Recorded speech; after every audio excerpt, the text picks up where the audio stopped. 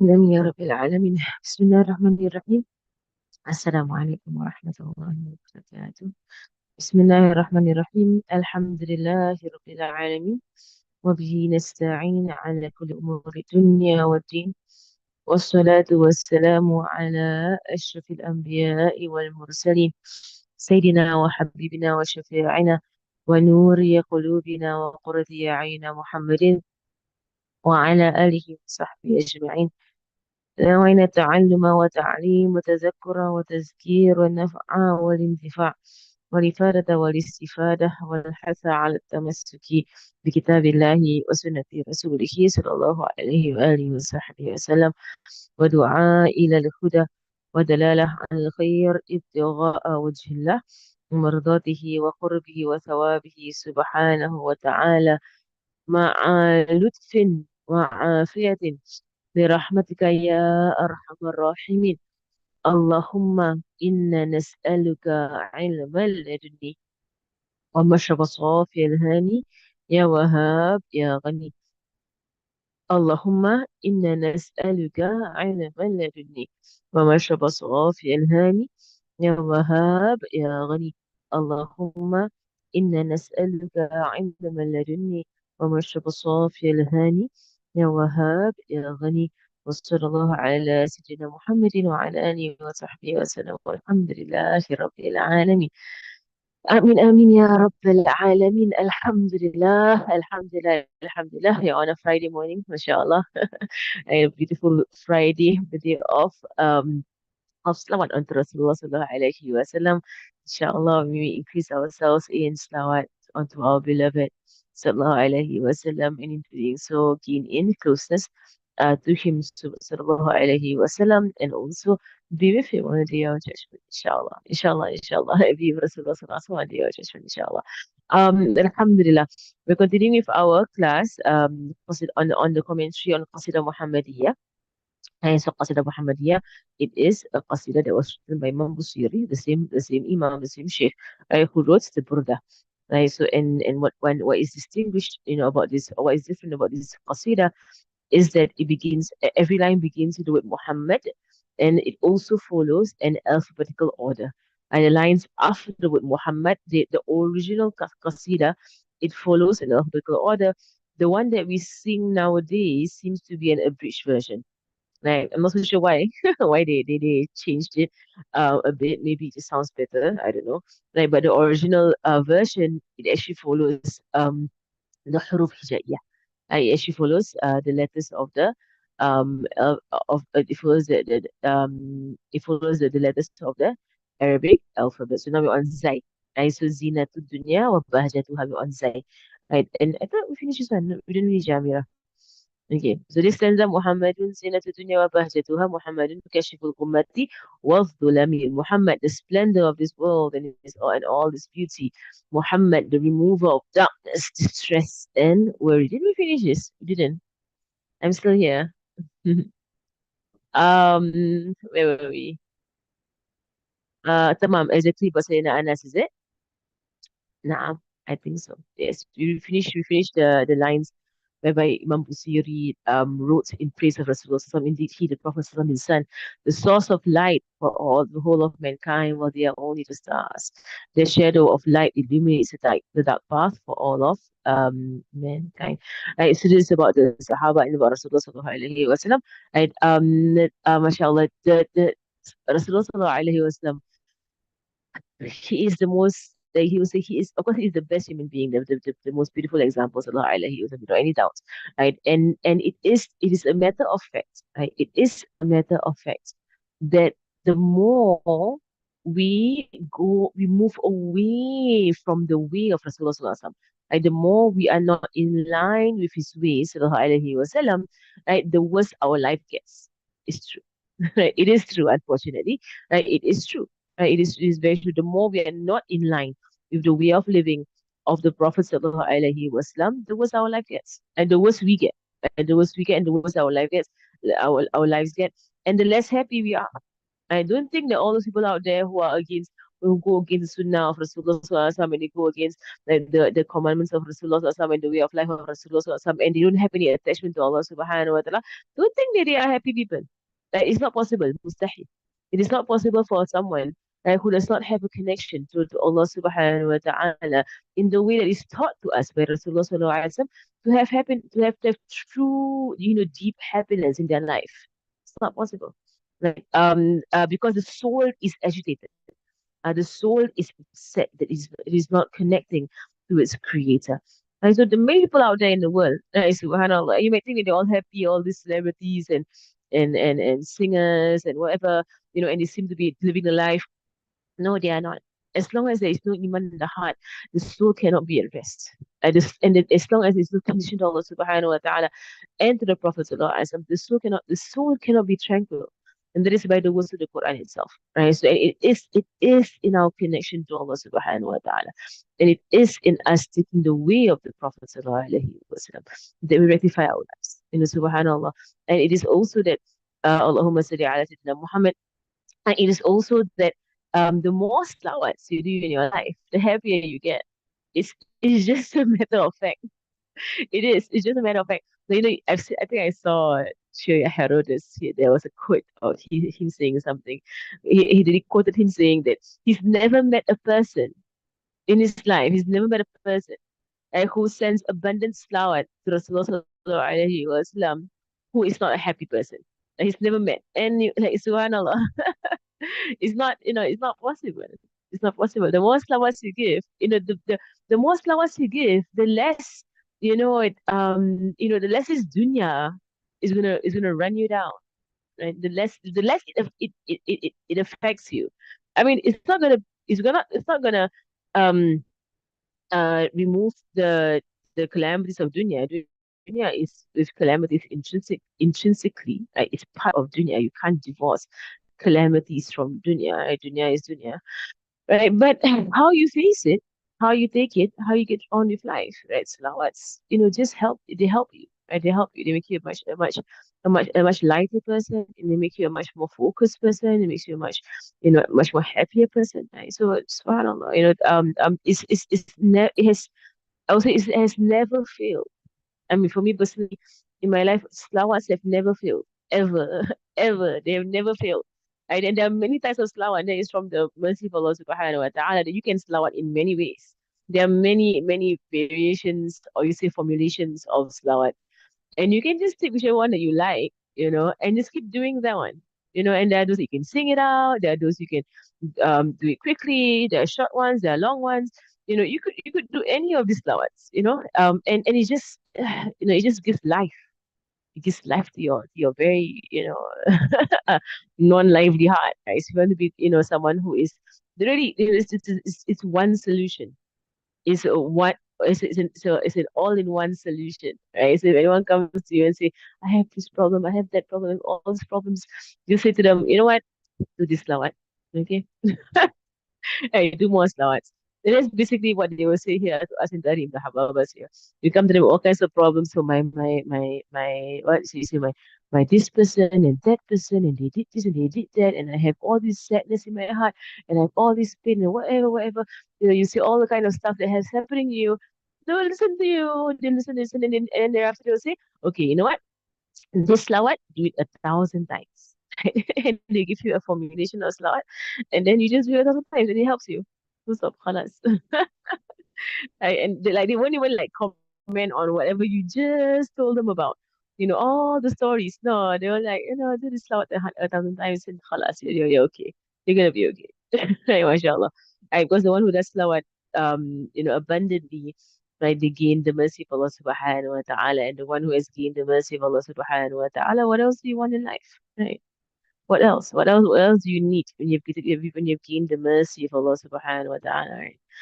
So here's exactly what Sayyidina Anas narrates. There is not a day that is more joyous. Sayyidina Anas radiallahu anhu, he describes the day by which Rasulullah sallallahu alayhi wa or in which Rasulullah sallallahu alayhi wa sallam entered into Al-Medina. And Sayyidina Anas, as we know, he was a servant of the Prophet sallallahu alayhi wa sallam, gifted to the Prophet sallallahu alayhi wa sallam by his own mother when he was 10 years old. the mother on the day Rasulullah entered into Medina, everybody they were giving Rasulullah some gifts, and the mother was very poor and she had no gifts to give Rasulullah sallallahu alaihi wasallam, and she brought her son Anas. I said Anas to Rasulullah sallallahu alaihi wasallam and said to Rasulullah, "Oh yeah, Rasulullah, this is my son Anas. Take him as your servant, right? Just use him. Whatever you want, Anas will do it for you, right?" So Anas he stood at the as a servant of Rasulullah sallallahu alaihi wasallam for 10 years in Medina. So from the time that he was 10 years old to the time that he was 20 years old, right? Rasulullah passed away, he was 20, right? So it means through his childhood, through his teenagehood, I said Anas he was by the Prophet sallallahu alaihi wasallam, and that is why he's one of the one of the foremost companions in hadith narration, in narrating the words of Rasulullah sallallahu alaihi wasallam. He's also taken as one of the companions who have described Rasulullah sallallahu alaihi wasallam very accurately, because as we know, and the children around Rasulullah sallallahu alaihi wasallam, they were the ones who were staring at Rasulullah sallallahu alaihi wasallam. As children do, they just stare at people like right? Because the adults around Rasulullah sallallahu alaihi wasallam, like they were too, like they were too, you would say, consumed in a sense, right, by his haiba, like by this is great, aura, this is energy from Rasulullah sallallahu alaihi wasallam, that like whoever comes, near him, from especially or even from afar, right? They feel so humbled by the haiba, like by the haiba. Haiba is like is the Malays took this word, the word hebat. The word hebat came from the word haiba. Haiba. So it has, if you want to understand the word haiba, if you know the word hebat, it is in that line, right? Hebat. He's like he has this greatness about him. Sallallahu alaihi wasallam. And there are people who have that. They have this haiba.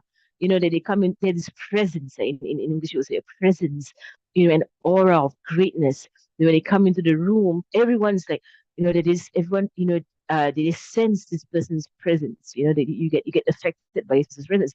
So the adults around Rasulullah sallallahu alaihi wasallam, they were very much affected by the haiba of Rasulullah sallallahu alaihi wasallam. That most of them never actually looked at Rasulullah's face, directly and just took in his entire his looks, right? Because they were so affected, they always lowered their heads.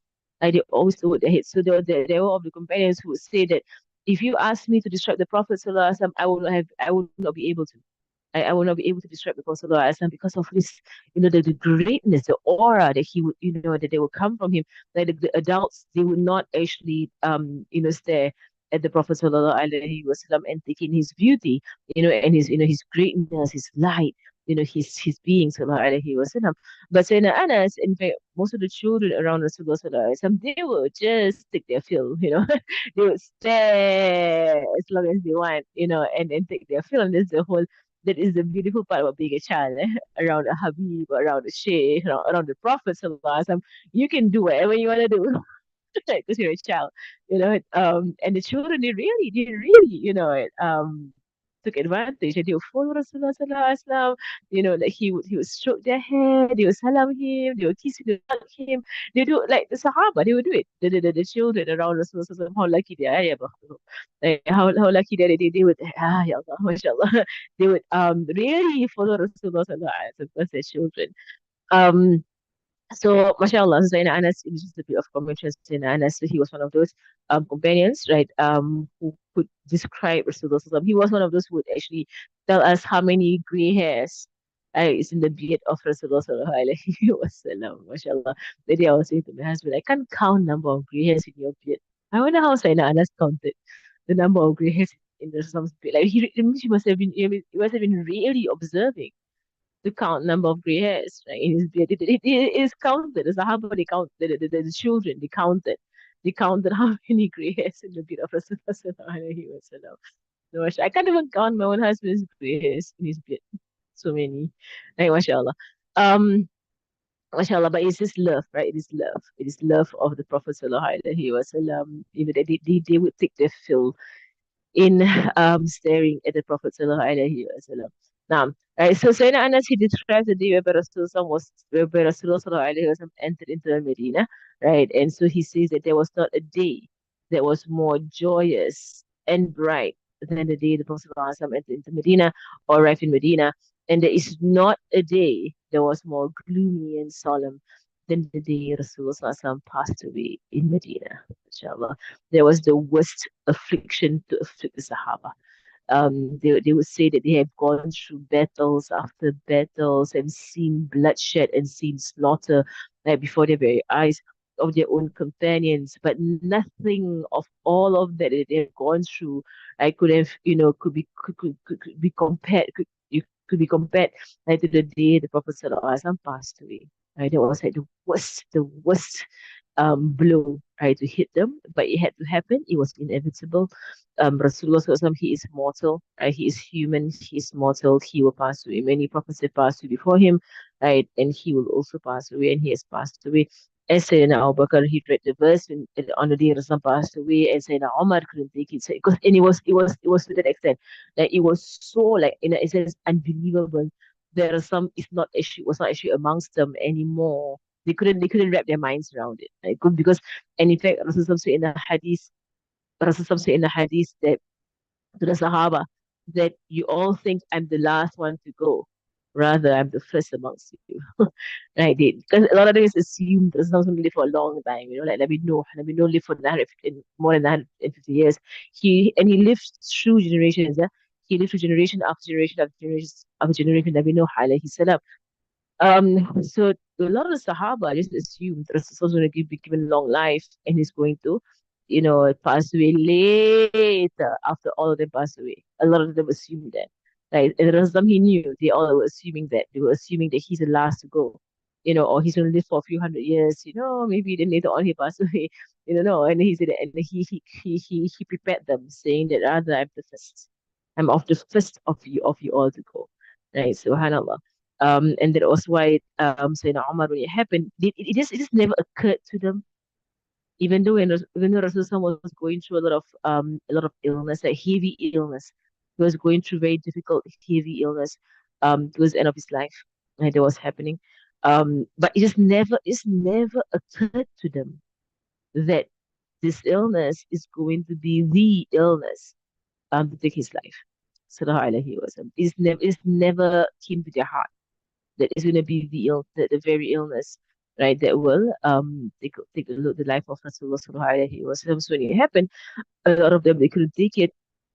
It was said that Sayyidina Umar, Sayyidina Ali, Sayyidina Uthman, they just like when the news came to them, like they just sat on the ground and they were just speechless. They couldn't even say anything. Sayyidina Umar, he went into a frenzy. He couldn't take it. He took his sword and began swinging his sword, saying that whoever, or saying that the hypocrites have said that the Prophet ﷺ has passed away, and he said that rather they have not passed away, but he has not passed away, but he is alive. He has gone to Allah like how Musa went to Allah, and he will come back to us like how Musa came back. Right. So that was what Sayyidina Umar was saying, and he was going around in that state of just not being able to take the information or the reality that someone passed away. Like the one person to ground the Sahaba, like the one person who could just bring the Sahaba together, that was Sayyidina Abu Bakr as-Siddiq, where he came, and he was outside of Medina, and that was to the extent, because that morning Rasul seemed much better to Sayyidina Abu Bakr, even though every single day he was by the side of Rasulullah sallallahu alaihi wasallam during the illness of Rasulullah sallallahu alaihi wasallam. Every single day he was by the side of Rasulullah sallallahu alaihi wasallam. That morning Rasulullah seemed to be getting a bit better. It's a phenomena, I read about it the other day. This phenomena of when someone is about to pass away, the very day they're about to pass away, they actually get better. If they are suffering from illness, if they're suffering from illness, right? It's a phenomena. This is a name for it in medicine, in the medical world. It's a name for it, right? That when someone's about to pass away, they actually get better the day they're about to pass away, right? And then they pass away, right? I forgot they have a term for it. Is known. It's a known thing, right? Not just amongst the Muslims, but amongst all human beings, right? Those that are ill, they actually get better they pass away, and then they pass. So Sayyidina Abu Bakr that morning, Rasulullah he seemed better. He got up, he saw the Sahaba praying in rows behind Sayyidina Abu Bakr for Fajr. That was the last time they saw him alive, or most of them. Then he retired into the room. Sayyidina Abu Bakr sought permission to visit his wife that lived outside of Medina. Sayyidina Abu Bakr had a wife that lived outside of Medina, and he had not gone to see her for some time because he's been by the side of Rasulullah sallallahu alaihi wasallam. Right, so he sought permission from Rasulullah to go to see his wife. So Rasulullah gave him permission to go and see his wife who was outside of Medina. And then, which is why he came late. She came late when the news had spread through Medina. And then he came, Sayyidina Abu Bakr. He went right into the room of Sayyidina Aisha. He saw Rasulullah had passed away. He kissed him between his eyes and he said, Tibta, Ya Rasulullah, hayyan wa mayyitan. Ya Rasulullah, how beautiful you are, dead and alive. When you're alive, when you're dead, how beautiful you are. Then he went out and he settled the people and he read the verse. He said to the people, whoever worship Muhammad, they know that Muhammad is dead. And whoever worship Allah, they know that Allah is alive and will never die. And then he read the verse that there were prophets that came from before, right? And they came from before and they have passed away. Right? So the Prophet ﷺ was died or was killed. Right? You all turn on your heels. So the verse means. Right. So and then Sayyidina Umar at that point, his knees buckle as he realized the reality. So it was the most difficult calamity, right, to hit the Sahaba. Right. And the days that came after were very difficult days. And especially if you go into the life of the Sahaba, if you go into the history of the Sahaba, and you see the fitna, and you see the trials and tribulations that happen, right? Around the Sahaba, subhanAllah, like you can only imagine how many times the Sahaba might be crying out in the night, saying, Ya Rasulullah, we miss you, Ya Rasulullah, we miss you. Right? Because after he passed away, sallallahu alaihi wasallam, so many things happened. People left the religion, the murtadun, right? There was a whole wave of people, right, leaving the religion.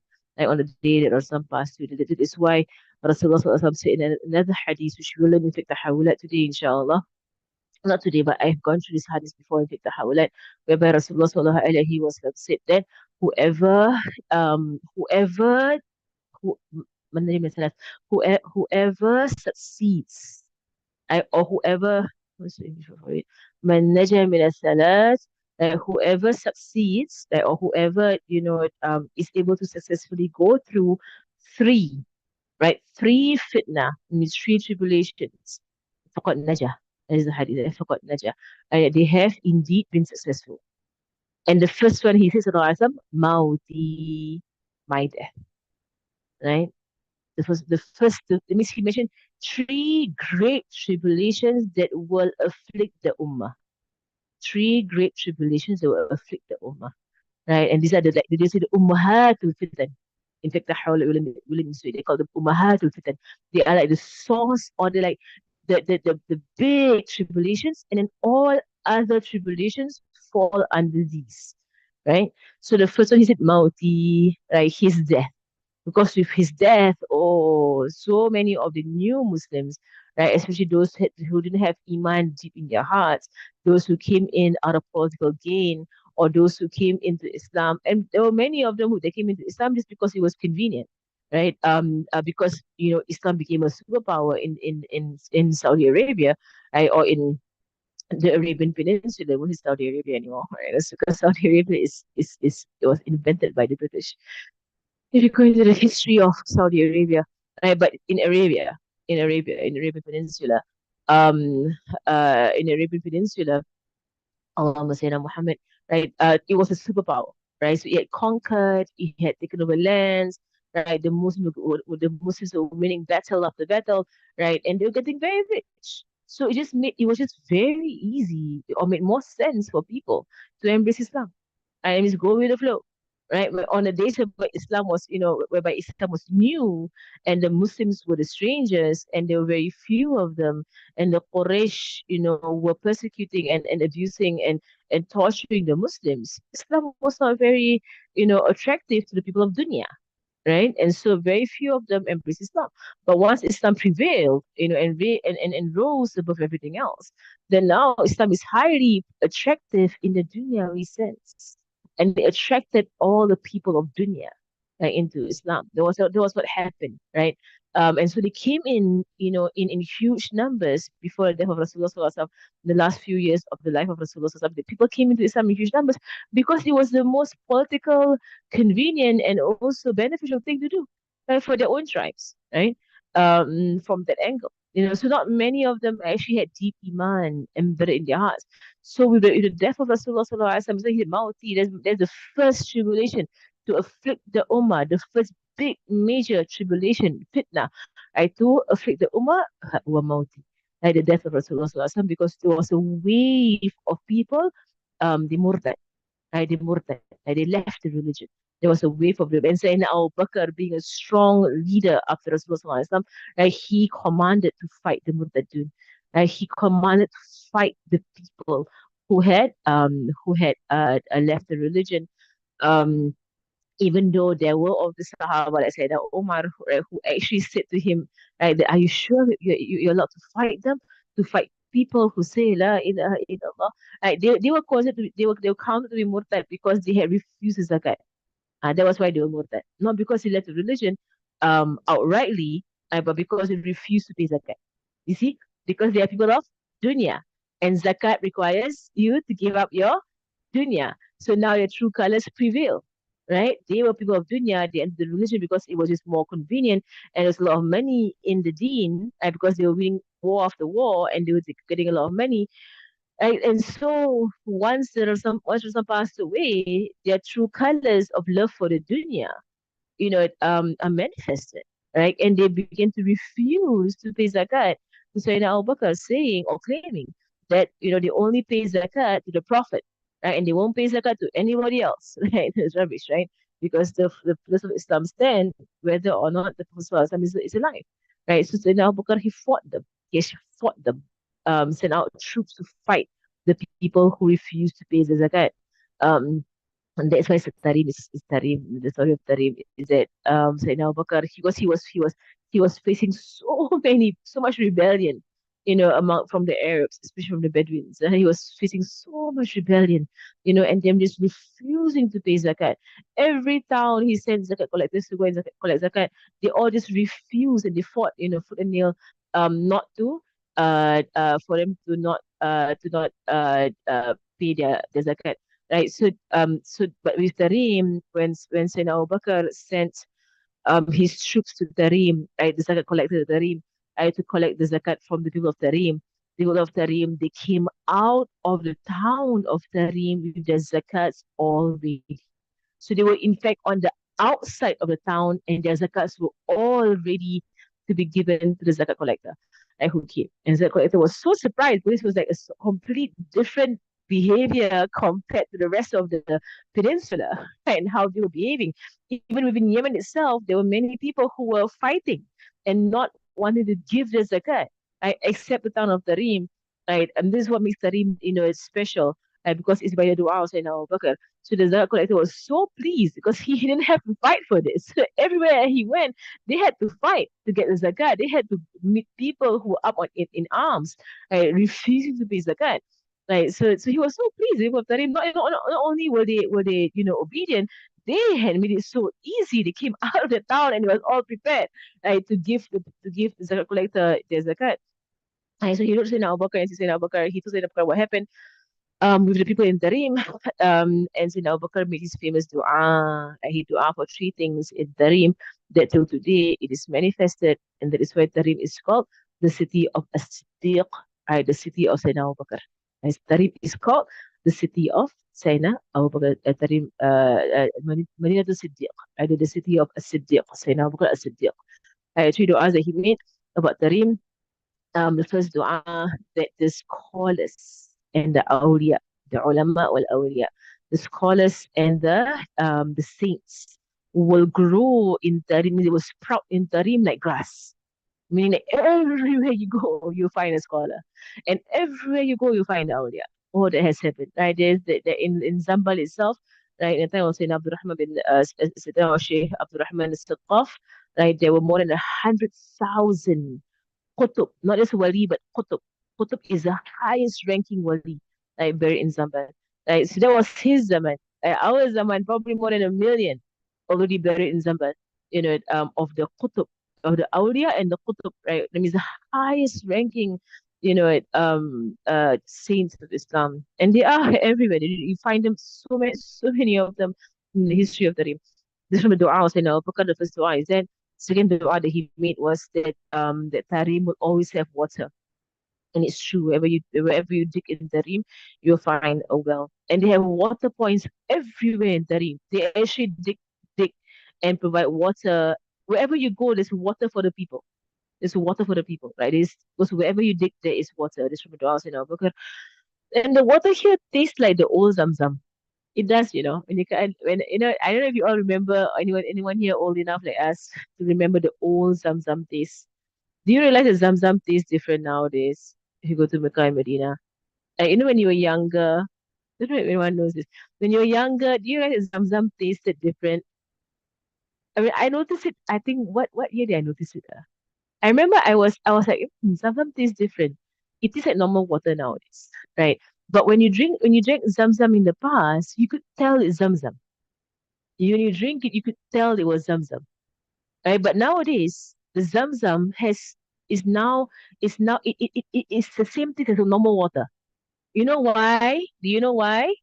The Saudis messed with it. Okay, the Saudis messed with it. Right, the Saudis they're doing some filtration, they're doing some don't know what with the Zamzam. That is why the Zamzam has changed its taste. Right? If you taste the Zamzam back when we were children, right? I still remember the Zamzam taste. I still remember it. When you were children, right? You could drink Zamzam. And when I was a child, I could drink Zamzam. I knew it was Zamzam. Right? You don't have to tell me it's Zamzam. It was such a very distinct taste, Zamzam, right? In the water. Yeah, and now it's normal, right? Now it is like this normal water, right? Because the Saudis mess with it, right? I'm not making this up. It's true. They mess with it. They're doing some sort of filtration. Allahu Alam, what they're doing. Sometimes it's really pure, and it's so sad. But you know what? The water in Tarim is like Zamzam. It does. And I always thought that, when I came to him, I was like, the water here tastes like Zamzam. Like the old Zamzam. And then there was once I heard Haba say it. Haba was like, one thing that Allah gave us when the Saudis messed with the Zamzam in Mecca, right? Um, they found the taste of Zamzam in the waters in Tarim. Right? They found the taste of Zamzam in the waters in Tarim. Because if you go to the wells in Tarim, you literally drink the water from the well. It's literally that no one, they don't have the money anyway, right, to do any form of filtration, of the water. You just go to the well and you just drink the water from the well. No one's gonna pay for filtration, and all these processes, Right, but Saudi, they have too much money. Allah Alam. They're messing with Zamzam. And because they have messed with Zamzam, they have changed the taste of Zamzam. Um, Allah alam. They used to have so much more minerals, right, in Zamzam. Allah alam. But inshallah, there's still barakah. I don't care about Zamzam anymore. No, there's still barakah, inshallah. It's still called Zamzam. It is Zamzam. It's from the well of Zamzam, even though they have done things to it, right? But, you know, when they locked up the well, that's when they began to, you know, because now, no one knows what they're doing. Like, because they locked up the well of Zamzam. Okay, tamam. Not so sure. Okay, okay, now, and this is the third dua of Sayyidina Abu Bakr, anhu, which is that Tarim will be inhabited till the end of times. And because there are many towns, right, that became ghost towns, right? Through time, right, ancient towns, they become ghost towns. People just abandon them, right? So Sayyidina Abu Bakr, he made a dua that Tarim will be inhabited, right, till the end of times. In fact, it will grow, right? And Tarim right now, you see the rate of development in Tarim right now. Oh yeah, Allah, 10 years ago I was here. It was it's so different right now. 10 years ago was so different as compared to today, right? The rate of development, of Tarim right now is like a boom that's happening. Of course, because of Darul Mustafa here, and he's pulling in the crowd. Alhamdulillah. Okay, tamam. So that was what we were mentioning about the first fitna. I have finished all the three fitness. So the first fitnah, Rasul said, "Man naja min thalath, faqad naja." Whoever is successful or succeeds, in getting through three fitnah, then indeed they have been successful. The first one, Maudi, right, my death, the death of Rasulullah Sallallahu Alaihi Wasallam. The second one, is the mouth of a Khalifa Mustabir, right? Or the assassination, right, of a very patient Khalifa. And it is clearly identified to be Sayyidina Uthman, right? So with the assassination of Sayyidina Uthman, there was a huge fitna, right, in the Ummah of Rasulullah sallallahu alaihi wasallam, right, that caused for so much, hypocrisy to arise, right, and the full division, like, of the Ummah that happened with the assassination of Sayyidina Uthman radiallahu anhu. And the third fitna that he mentions sallallahu alaihi wasallam is the fitna of the Dajjal. Right, the two fitnas that passed by this Ummah, the third fitna is yet to come, and there is the fitna of the Dajjal. And all three fitnas are linked. All three fitnas are linked, right? So the death of Rasulullah Sallallahu Alaihi Wasallam is linked to what? The fitna at the death of Rasulullah is linked to love of dunya. For as long as someone has their heart attached to dunya, they cannot resist the fitna of the Dajjal. They cannot. They cannot. You need to get yourself detached from dunya for you to be able to resist the Dajjal. The second one, Sayyidina Uthman's fitna, is the fitna of believing corruptors. That means listening to the words of mischief makers and corruptors. That was exactly what was happening in the time of Sayyidina Uthman. There were people going around, and in fact, at the root of it was a Jew. Like, it was a Yahudi, it was a Jew. They had gone around amongst Muslims pretending to be Muslims and causing havoc, and whispering all kinds of slander against Sayyidina Osman and his administration, right? And causing people to uprise against Sayyidina Osman, right? And causing more and more hypocrisy to grow in the Ummah. It began with a Jew, right? And right now in our Zaman, yes, right now in our Zaman, the division in the Ummah that we are in right now, right? The division among Muslims, you know who's at the heart of it? You know who's the one who's causing all of this? Of course, the Jews. Who else, right? Zionists. And they are the ones who have caused the breakup of the Ummah of Rasulullah. I don't go so much into it because otherwise I'll take the entire hour, right? But inshallah, in fact, I'll speak more about it, right? And they're being played, right? The Muslims are being played, right? So the same thing.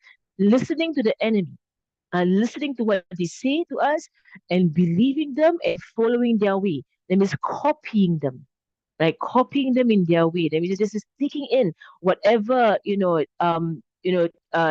people who hate Islam, whatever they're telling us, just taking the way of these people and abandoning the way of the Prophet Sallallahu Alaihi Wasallam. That is at the heart of the fitna of Sayyidina Uthman, right? That is at the heart of it, right? And so the one who's doing it till today, right, they have fallen into the fitna of Sayyidina Uthman, of the death of the association of Sayyidina Uthman.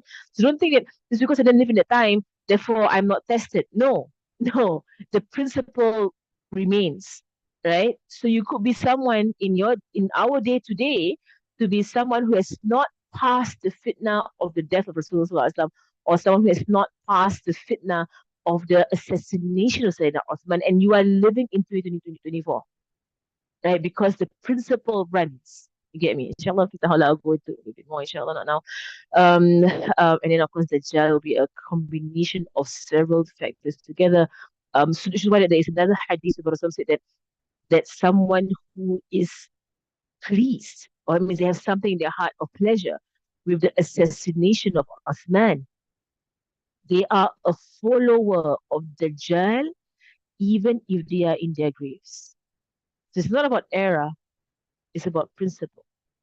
Okay? So you could be in any era and still be a follower of Dajjal, even if you're in your grave. And inshallah, this is all of it. I'll go into it next tonight, inshallah. Barakallahu fikum. We will do our burdah right now. وصلى الله على سيدنا محمد وعلى آله وصحبه وسلم والحمد لله رب العالمين.